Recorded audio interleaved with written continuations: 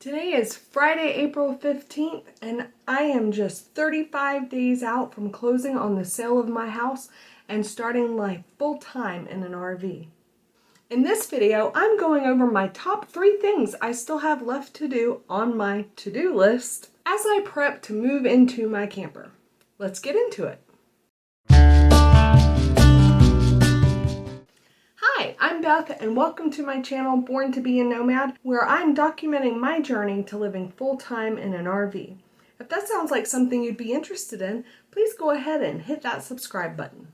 One of the tools in my arsenal, if you will, to make sure this move goes off without a hitch, or at least as few hitches as possible, is my to-do list. I think I've shown this on the channel before, but this is my planner.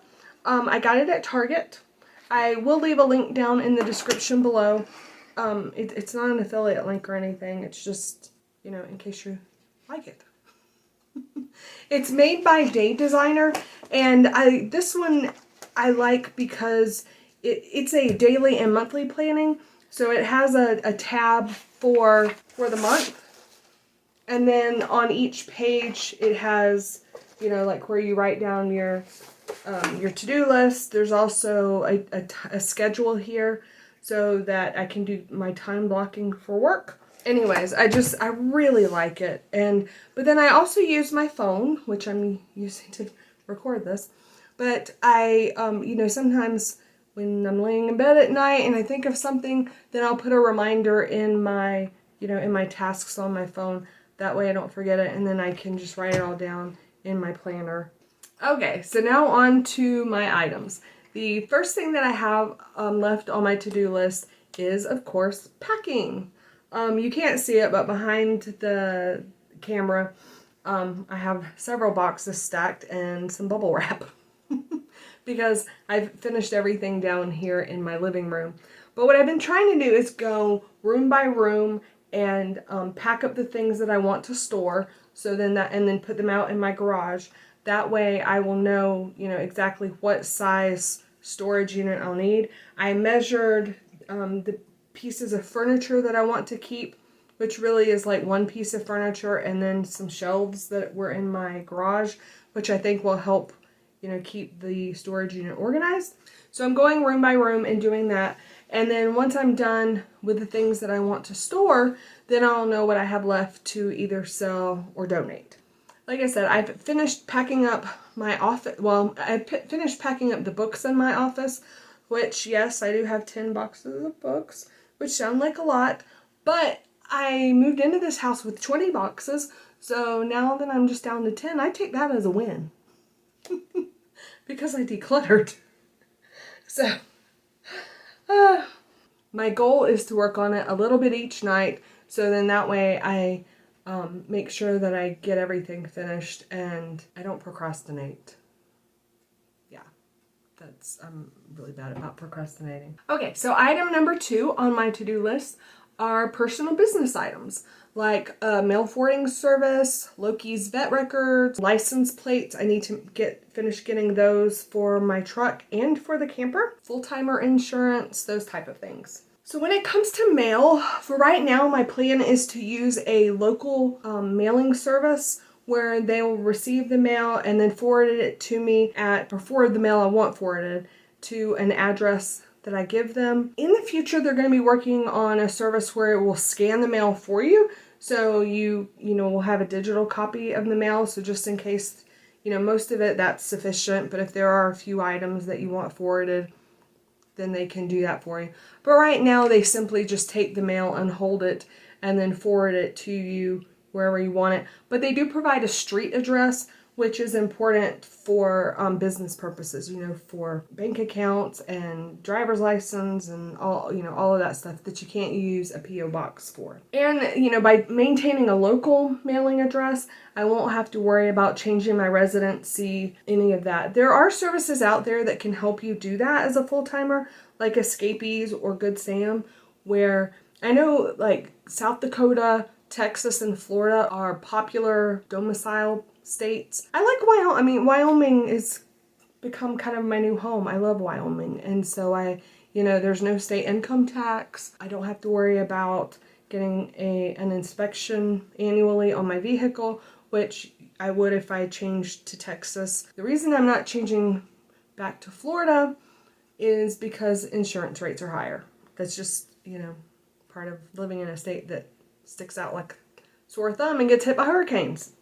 So anyways, yeah, Wyoming. I'm going to keep my Wyoming residency. And, there are, like I said, there are several options. So if that's something that you're interested in and you'd like me to do a video on it in the future, just let me know down in the comments below and I'll be happy to.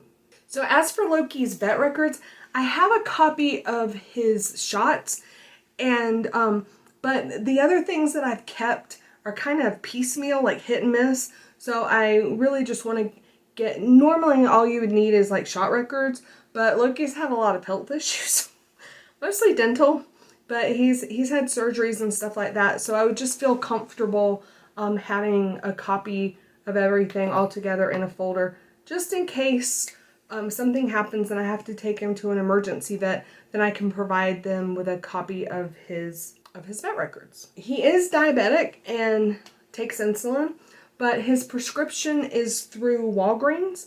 So right now, I can just, as long as there's a Walgreens nearby once a month, I can go and pick up his insulin there, because I get it in a 30-day supply. I can't read my screen because you're sitting in front of my computer, so how about I hold you?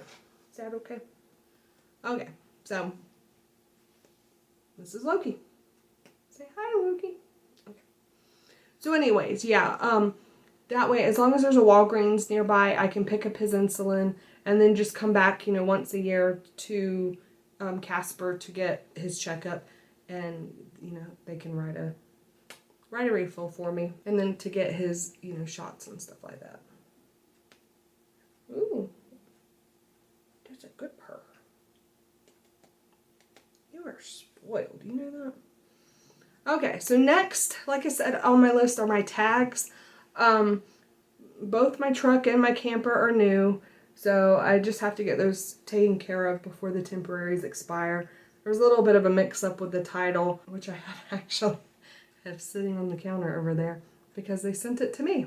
So I just have to take it into the county assessor's office. There you go, Bubba.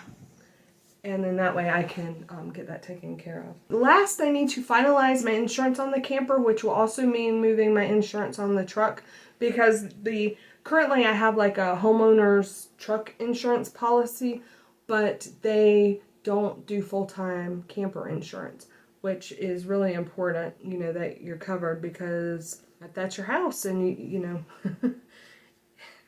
yeah, things happen. But right now it looks like I'm going to go with Progressive, which I've been with them before when I lived in Florida, and then when I first moved to Wyoming before I bought my house. And I always had really good experiences with them. I was really blessed to have underinsured motorist coverage, because I had a car accident, sort of. I never know what to say, okay? Because this happened. I mean, how do you explain that? You're like, I had a car drive through my house and hit me. Anyways, like I said, I had them years ago in Panama City when that happened, and it really was a lifesaver, because the kid that drove into the house, it was his grandparents' car, and the amount of liability insurance they had did not cover the house repairs, much less my medical bills. So my insurance covered it. It was really, really a blessing. And then the other thing that I have is like change of address, but that'll come. I really want to do that a little bit closer, maybe 2 to 3 weeks out. But it's just those type of things, just little business, everything that goes along with moving. Those little tasks like that. Task number 3 on my to-do list is space planning in the RV. As I mentioned in my last video, I officially own my own camper now. I also went over a list of things that I'm getting, but I've got to find a place to put those things in the camper. So, I'm kind of planning that out in my head of where everything's going to go, dishes and food and tools and, things that can go in the back of the truck, things that will go in the pass-through storage, that kind of thing. So I'm just sort of getting those items together and then planning for where they're going to go. Currently, my camper is at the RV dealership because I don't have a place to put it where I live. If I tried to put it in my driveway, it would look like this. Yeah, not safe at all. I'm in the process of getting just short-term storage, like a month at an RV storage lot, because I can park it and then there's room for the slide outs for me to put them out while I'm there loading things into it. And then, you know, like the day, I looked it up on the City of Casper's website, and you can park it on the street for 5 days. So our houses are real packed close together. So I probably will only, and plus there's no room for the slide out on the street. So I probably will just load up, you know, like food and stuff like that. Maybe like a day before I plan to move into it. That's when I'll finalize loading all the other stuff. But right now, everything that I can, you know, shoes that I don't wear, you know, I've got all the items that I've purchased, dishes, I did get my dishes came in. Yeah, so all of that stuff I can pack into the RV just, you know, the day that I'm moving out. And that the RV lot is just down the road, so it's real convenient for, you know, taking items to it. The RV dealership's like on the other side of town, so that just really is not convenient. I do want to take it to the mall, like get me some little cones, and we have several big stores in our mall that are closed, so there's lots of empty parking lot. But what my plan is to go over there and set up my little cones and practice backing in, because I mean I have plenty of experience towing, but it's mostly going forward. I have very little experience backing up. In fact, whenever I moved here to Wyoming, I drove the big moving truck, the biggest one that you all had, towing my car. And I drove from Florida to Wyoming without backing up once. But yeah, and then, you know, whenever last year my dad and I went on our trip touring the Southwest, I did quite a bit of the driving, but again, it was just pulling through sites, or I never had to back up. So that's one thing I really need practice on, is backing up. But decoration, kitchen items, clothing, basically anything that I can move, I want to go ahead and do it now so that it's out of the way, and I, again, will know what I have left to get rid of. Those are my 3 tasks that I have left on my to-do list for being 35 days out from going full-time RVing. Click here to watch my video of 60 days out, and then click here to watch a video that YouTube thinks that you might enjoy, and then click here to subscribe to my channel. Thanks for watching. Bye.